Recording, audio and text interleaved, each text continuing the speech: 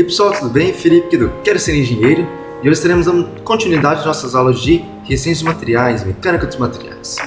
Hoje será a parte 1, estaremos tratando sobre as propriedades mecânicas deles, tá? Nessa aula estaremos aprendendo sobre o ensaio de tração e compressão, que é o primeiro passo para a gente começar a entender como é que o material se comporta, certo? Para a gente começar a fazer cálculos com ele, fazer os seus ensaios. Aí a gente consegue ver se ele é um material dúctil ou frágil, tá? Se ele se rompe fácil, se ele é difícil de se romper. E com isso a gente consegue traçar diagrama de tensão e deformação. Com esse diagrama a gente vai conseguir prever a lei de Hooke, tá? E a gente consegue também falar sobre sua energia de deformação. Qual foi a energia suficiente para acontecer tal deformação no material? E por último vamos falar sobre fadiga.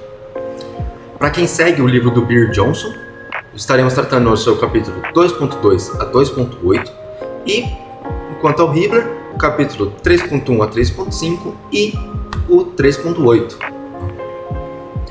Então, a primeira parte, como eu falei, é o ensaio de tração e compressão. Isso aqui pode ser feito com diversos materiais: plástico, borracha, concreto, aço, alumínio, tá?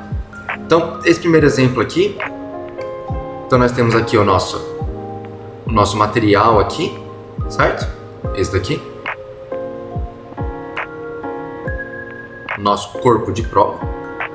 E a gente vai estar fazendo, a gente pode fazer força para cima ou para baixo no material. Nesse caso aqui, a gente está exercendo uma tração.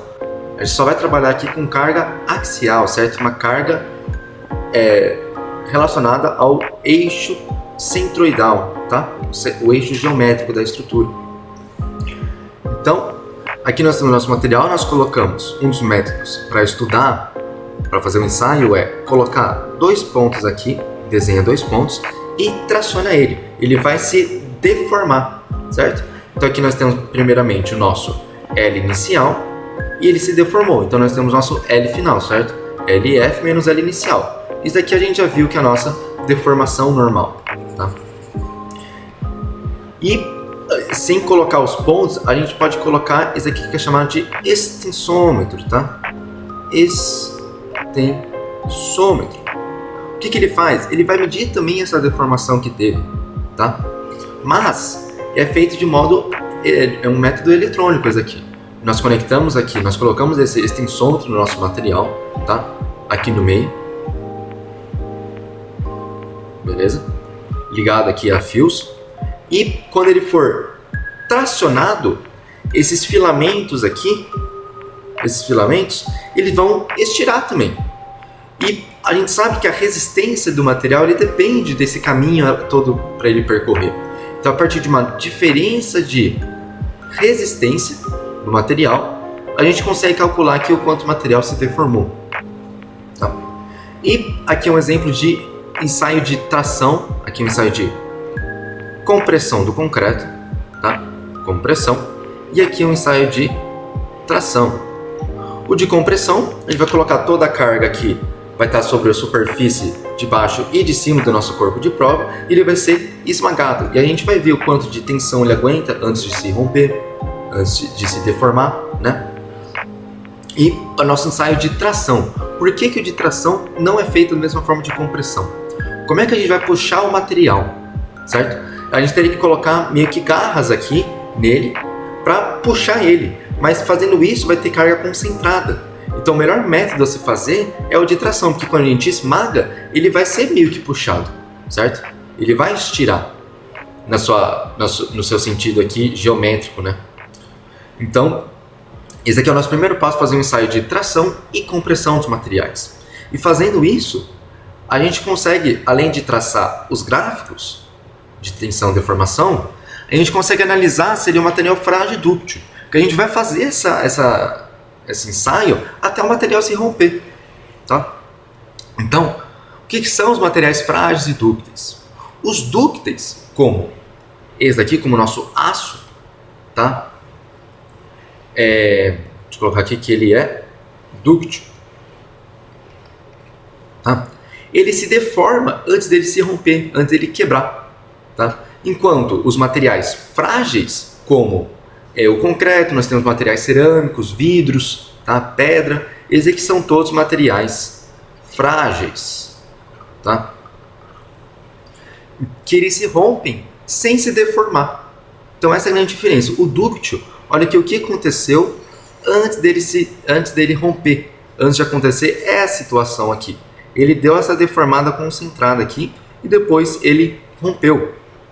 E com isso a gente consegue falar que o material dúctil ele tem essa fase de estricção, que é essa parte aqui do gráfico que a gente vai tratar mais à frente, tá?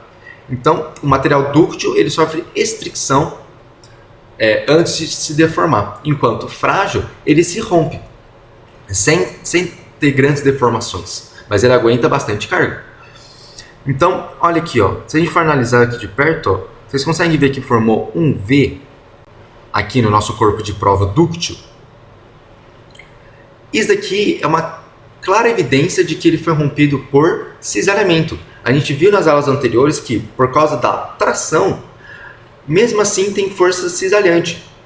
E a força cisalhante é máxima no 45 graus, que é exatamente o que aconteceu aqui. A gente tem uma ponta de 45 graus aqui, tá? Enquanto o material frágil, a gente consegue ver que ele se rompe na sua seção transversal, tá bom?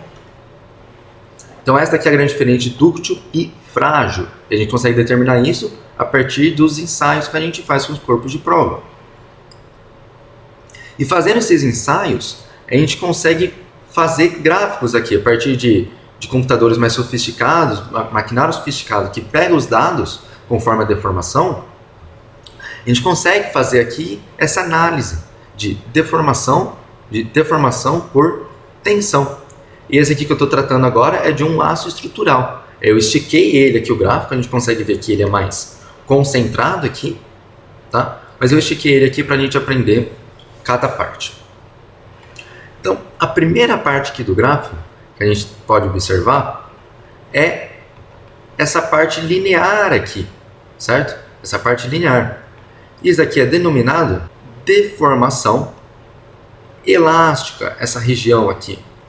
É a nossa deformação elástica. Então, o que isso significa? Pega literalmente um elástico, puxa e solta. Ele vai voltar ao seu estado inicial. Então, é isso que a gente define de deformação elástica. Todo material tem essa parte de deformação elástica. Então, a gente vai aplicar uma tensão aqui no nosso material.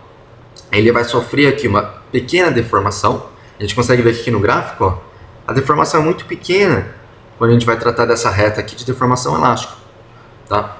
E quando a gente solta, a gente está aplicando tração, está tracionando, a gente solta o material. Ele vai voltar ao seu estado inicial, tá? Então ele não vai ter deformação nenhuma permanente. Beleza? E aplicando mais tensão aqui, a gente consegue atingir aqui, ó, a nossa deformação limite elástica, onde é o fim dessa região elástica aqui, tá bom? A observação, essa parte elástica, não necessariamente ela tem que ser linear, ela pode ser uma região elástica, tá? Não linear, é como eu disse. E a gente consegue ver que tem uma curva aqui, certo? Ó, uma curva aqui, beleza? Então vamos dividir ele de novo aqui. Vamos dividir aqui. E como é que chama essa região aqui? Olha que bacana. A gente não está aumentando a tensão e ele continua se deformando. Tá? Isso aqui a gente chama de patamar, tá? Patamar de escoamento. O material vai escoar. Tá? E se a gente for analisar aqui o nosso eixo da tensão, a gente pode falar que esse ponto aqui é nossa tensão E, que é literalmente isso, a tensão de escoamento, a tensão necessária para começar o escoamento da estrutura. E o que está acontecendo aqui? Então ela está se deformando sem aumentar a tensão, tá? Então a gente pode falar que a sua geometria interna está se alterando, porque depois dessa parte de deformação elástica, a gente fala que é uma deformação plástica, tá? Uma deformação plástica. O que significa isso? Pega um saquinho de bala, puxa um pouquinho, ela vai voltar ao seu estado inicial. Isso é a sua deformação elástica. Mas quando a gente puxa demais e a gente soltar, ela pode voltar um pouquinho, mas a gente vai ver que ela vai continuar deformada para sempre. Tá? Então ela atingiu a sua deformação plástica. Então, em suma, deformação plástica, uma deformação que a gente aplica e que ele não volta ao seu estado inicial. Ele vai sofrer uma deformação permanente. Tá? Então, nessa tensão de escoamento, essa deformação plástica vai fazer ele se deformar e internamente seus átomos e tudo está se reestruturando internamente. E o que isso faz, essa reestruturação?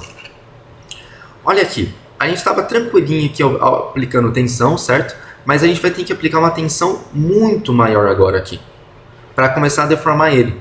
Então, a sua reestruturação interna deixou ele mais resistente. Tá?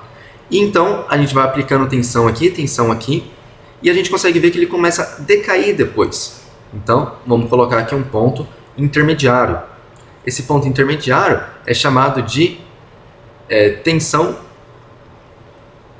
limite de resistência. Ele pode falar que é um sigma L, tá?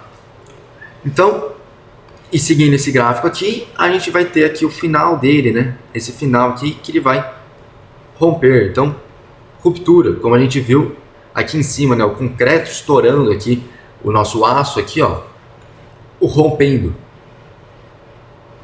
Então, a gente chama essa fase aqui, toda essa fase aqui, ó, vou colocar aqui embaixo, é chamado de encroamento. Encroamento. Tá? Que é, continuando essa ideia do escoamento, aqui o encroamento vai deixar ele mais rígido também, tá? A gente tem que aplicar muito mais força. Mas, esse gráfico aqui não é verdadeiro. Isso aqui que a gente usa para a engenharia. Então, esse aqui é o gráfico para engenharia. O que acontece de fato é isso aqui. Ele terminou o seu escoamento e ele vai começar a ter este comportamento aqui. Tá? Ele aumenta muito a sua resistência. Olha lá. Ele não tem essa queda aqui. Beleza? Então, essa queda aqui, essa fase de queda aqui, tá? Só complementar, é chamado de estricção. E como eu tinha falado antes, esse daqui ele vai começar a ter essa deformação local aqui, ó. E daí ele vai se romper. Então, esse gráfico aqui acima é o gráfico real. E por que a gente faz isso? Por que a gente faz essa mudança aqui? Bem, é difícil a gente alcançar o patamar plástico, principalmente, tá? Quando a gente está trabalhando com estrutura, a gente não quer que o material se deforme para sempre. Pô, a nossa casa vai ficar torta desse jeito, nosso prédio vai ficar torto. Então, o gráfico real aqui seria o mais correto, né? Estudando mais a fundo aqui a nossa resistência de materiais. Mas, a fins de cálculo, a fim de estudo, para engenharia, a gente vai adotar mesmo o gráfico para engenharia, tá bom?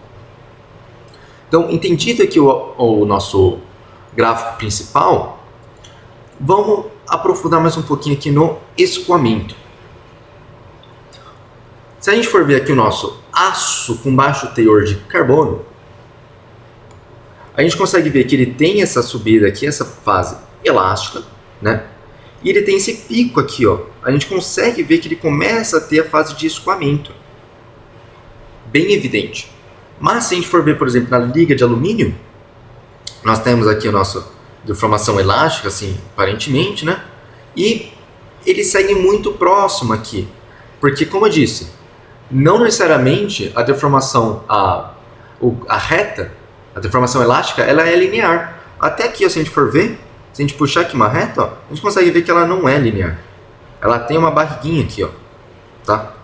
Então, como é que a gente vai definir quando começa o nosso escoamento, né? Se isso aqui está muito junto, ó, isso aqui a gente poderia falar que a parte elástica seria isso aqui, ó, tá? Tem um pouquinho aqui de mudança.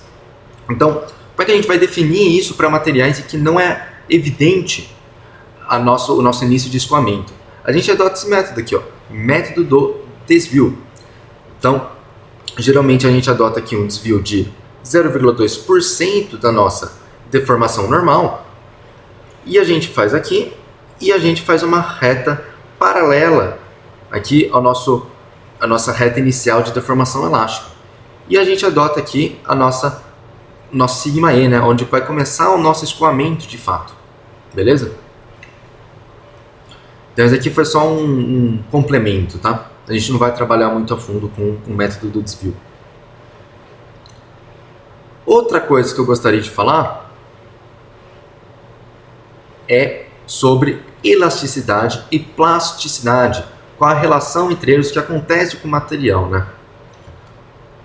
Então, vamos adotar aqui o nosso regime elástico e o nosso regime plástico aqui. Vamos fazer assim, ó. Vou fazer mais bonito, né? Nosso regime plástico, beleza? A gente está aplicando uma força aqui no material, tá? Uma força axial, e ele está subindo aqui. Se a gente parar antes daqui para baixo, o material vai voltar ao seu estado inicial. Mas, se a gente aplicar mais força e atingir o regime plástico, e a gente parar de fazer tração, né? Então a gente está aplicando tração, chegou o regime elástico, vamos parar de fazer tração. O que vai acontecer com o material? Ele vai voltar ao seu ponto inicial? Não, porque como eu disse, ele se deformou. Então ele vai ter, vamos falar que a gente parou de aplicar tensão aqui nesse ponto. Então ele vai ter uma deformação permanente, tá? Então a gente pode traçar essa reta aqui paralela à reta da região elástica, tá? E a gente vai falar que ele teve uma deformação aqui para sempre, uma deformação permanente. Então a gente pegou e voltou com ele aqui. Isso aqui eu vou falar que foi o nosso primeiro carregamento. Nosso primeiro carregamento. E aí vamos aplicar de novo aqui vamos fazer um segundo carregamento. Nós tínhamos esta reta, nossa região elástica, e a gente tem aqui a nossa deformação que ocorreu por causa do primeiro carregamento. Então agora ele não vai começar daqui, certo? Ele vai começar daqui, porque ele está deformado o material. Então ele vai aplicar uma carga aqui. E olha que interessante. O material ele vai se deformando, ele vai chegar nesse ponto aqui? Na verdade não. O seu patamar aqui de plasticidade, de deformação, ele vai mudar aqui para baixo. Então a gente vai aplicar a deformação, Você vai ver que aqui então, para começar a deformar, a gente tem que aplicar uma carga maior, tá? Porque ele meio que já começou a reestruturar internamente, então ele está mais rígido. Então, para começar a se deformar novamente, precisa aplicar mais carga do que antes. Então, ele vai aplicando carga aqui, vai aplicando carga, e aí ele começa a deformar desta maneira. Mas essa distância aqui, ela é ínfima. Então, na engenharia, a gente adota que, na verdade, ele faz isso daqui, que ela vai continuar no mesmo patamar de plasticidade que a gente tinha antes, tá? A nossa mesma função de plasticidade, tá? Então a gente consegue, aqui em suma, a gente consegue ver que o nosso material ele tem uma memória de tensão e deformação. Então sempre que a gente for fazer um cálculo estrutural, um projeto estrutural, de qualquer coisa, a gente precisa, uma das componentes para a gente ver, uma das variáveis, é ver se ele já sofreu carregamento antes, né? Deixa eu só escrever aqui. Esse aqui é o nosso segundo carregamento. É ver se ele já sofreu deformação antes. Porque isso vai ser muito importante para a gente ver qual que vai ser a carga máxima que ele pode aguentar antes de sofrer a deformação. Feito isso, eu quero tratar mais um pouquinho aqui do concreto. O concreto, voltar um pouquinho, o aço, o gráfico de tração e compressão é o mesmo.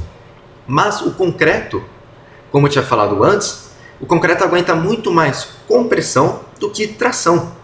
Então, se a gente for ver, a gente está sempre pisando aqui, né? Nós temos nossos componentes estruturais, nós temos aqui a laje no qual nós estamos pisando, então a gente está sempre comprimindo o concreto. E quando a gente faz um ensaio lá de tração e compressão, a gente consegue ver que o concreto ele se rompe muito antes na tração do que na compressão, tá? E a gente consegue ver aqui que no seu regime elástico, olha aqui como o regime elástico da tração é mais curta que a região elástica aqui da compressão. Então, de fato, aqui o concreto ele aguenta muito mais compressão do que tração, tá bom? E depois de fazer o pessoal aí de pesquisa fazer tanto ensaio, que a gente começou a perceber que no regime elástico, quando era linear, cada material tinha uma inclinação, tá? Um tem essa inclinação, o outro pode ter essa, o outro pode ter essa daqui. Então cada material tem o seu ângulo aqui do regime elástico. Então, falando em ângulo, vamos colocar aqui uma tangente θ, tá? E trigonometria básica, né? A gente consegue falar que a tangente de θ nada mais é do que a nossa tensão sobre deformação normal. Isolando aqui, você vê que sigma é E vezes a nossa tangente. E como cada material tem a sua tangente, a gente definiu isso como uma constante. Então, a gente fala que tensão é igual a nossa deformação vezes um E. O que é esse E aqui? Esse E é conhecido como módulo de elasticidade.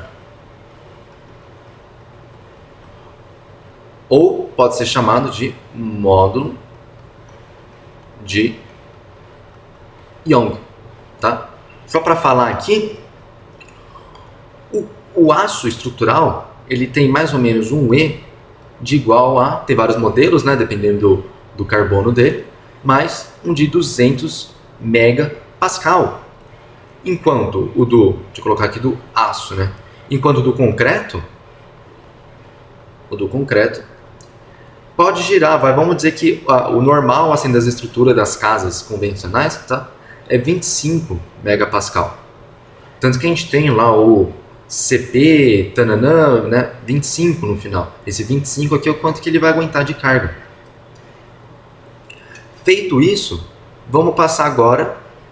Então, isso daqui, ó, a gente vai usar muito, tá? Nos nossos projetos aqui, na nossa análise de resistência de materiais, tá? Isso aqui é muito importante. E vamos agora falar um pouco de energia de deformação, tá? Vamos analisar aqui agora um gráfico, não de tensão por deformação, um gráfico de força axial, né? A gente sabe que a tensão é carga por área. Então vamos pegar só a nossa carga e vamos pegar o nosso eixo X e vamos ver o que acontece aqui embaixo dessa função aqui, né? Então a gente pode pegar aqui um dx, tá? Vamos pegar um dx, assim como todo engenheira inteligente, vamos integrar aqui, né? A gente pode falar que a nossa energia de deformação, tá? Ainda mais que a integral desse gráfico aqui. Então nós temos P dx, tá? Então esse aqui é chamado de, vou colocar um W vermelho aqui. Isso aqui é a nossa energia de deformação. Então a energia necessária para se colocar no material para ele se deformar a tal ponto, tá? Mas a gente também pode tratar da densidade de energia de deformação, tá? Densidade é o quê? Densidade nada mais é que o nosso W dividido pelo nosso volume da estrutura, tá? Então isso aqui é chamado de densidade de energia de deformação, tá? De deformação. E a gente pode tratar mais um pouquinho isso. A gente sabe que o nosso W nada mais é que a integral de, vou subir um pouquinho aqui, de P dx. E o nosso volume é o quê? Sendo que a gente está tratando de barras, pode ser ela de uma seção transversal circular ou de um quadrado, né, um retangular. A nossa área, de qualquer jeito, como a gente está trabalhando com barras, é o seu comprimento vezes a sua área, tá? Mas P sobre A não é tensão? dxl não é deformação normal? dx, né? É o L final menos o L inicial. Tá? Esse L0 aqui é o seu L0, né? Aqui. Então, a gente pode falar que é isso aqui também. E por que a gente está querendo trabalhar com essa energia e densidade de deformação? É importante a gente definir qual a energia suficiente para ela chegar num certo limite. A gente quer trabalhar aqui o limite elástico e o limite de ruptura. Então nós temos nomes para isso, tá? E cálculos. Vamos chamar aqui de módulo de resiliência e o módulo de tenacidade. O que é cada um? O módulo de resiliência nada mais é do que o nosso, vou chamar de μr aqui, tá? É U e o T. O módulo de resiliência é o U necessário para atingir a nossa deformação elástica limite, tá? E o nosso módulo de tenacidade é um U para a gente atingir nossa tensão de ruptura, tá bom? Então a gente pode falar aqui que a nossa densidade de energia de deformação nada mais é que a integral de sigma E, que vai de 0 até atingir o nosso limite de elasticidade. Então sigma elástico aqui, tá? Limite. E o nosso módulo de tenacidade nada mais é que a mesma integral, sigma E, só que até atingir o nosso sigma de ruptura. Então, se a gente for analisar esse gráfico aqui, ó, vamos fazer assim, ó, vou apagar isso daqui, vamos fazer uma reta e vamos fazer aqui o nosso regime plástico aqui, tá? Regime plástico. Opa, regime plástico. O módulo de resiliência seria até esse ponto aqui, que seria esta área aqui, no qual nós temos aqui o nosso sigma elástico limite.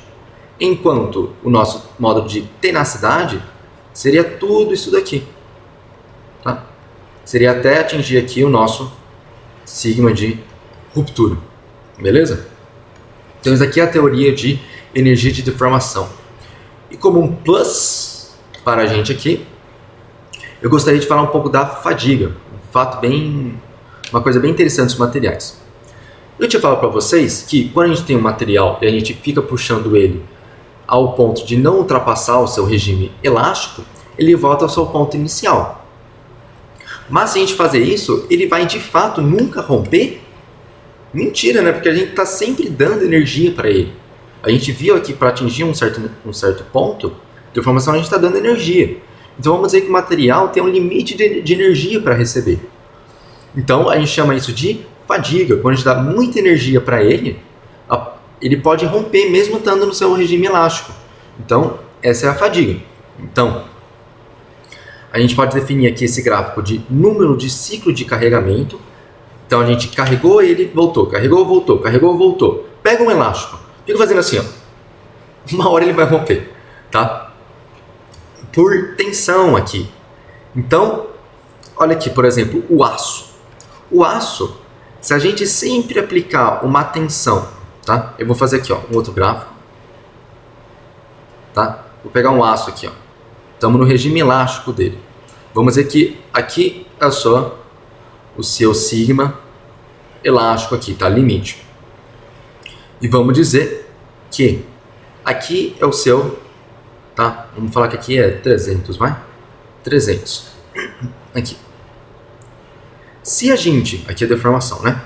Se a gente ficar aplicando tensão até aqui, voltar, vai e volta, ele aguenta, vamos dizer aqui, vai, 10, vamos falar assim, 10 elevado a 4,5 ciclos. Então ele aguenta, vai, 1, 2, 3, 4, 10 elevado a 5, vamos aproximar aqui para 5, ciclos, para ele conseguir atingir, para ele começar, para ele fadigar e romper o material. Então a gente consegue ver que isso depende de cada material. Por exemplo, o alumínio, vamos pegar aqui, ó, vamos pegar o 10 a sexta. O alumínio, ele já no 200, ele já vai fadigar nos 10 a sexta ciclos, enquanto o aço teria que ser uma tensão de praticamente 280 para ele romper. Então isso aqui é legal da fadiga. Todo material tem um limite de energia, mesmo que não atinja o regime plástico dele. Tá? Então foi isso. Espero que vocês tenham gostado da aula. E a próxima aula a gente já vai aprender sobre Poisson. Tá? E a terceira parte será de princípio de Saint-Venant. Tá? Que a gente vai... Aqui ó, a gente viu que a gente conseguiu deduzir isso aqui. Ó. Tá bom? A gente vai trabalhar um pouquinho mais com isso, a gente vai ver que vai aparecer aqui um outro valor aqui, tá bom? Espero que vocês tenham entendido e até a próxima.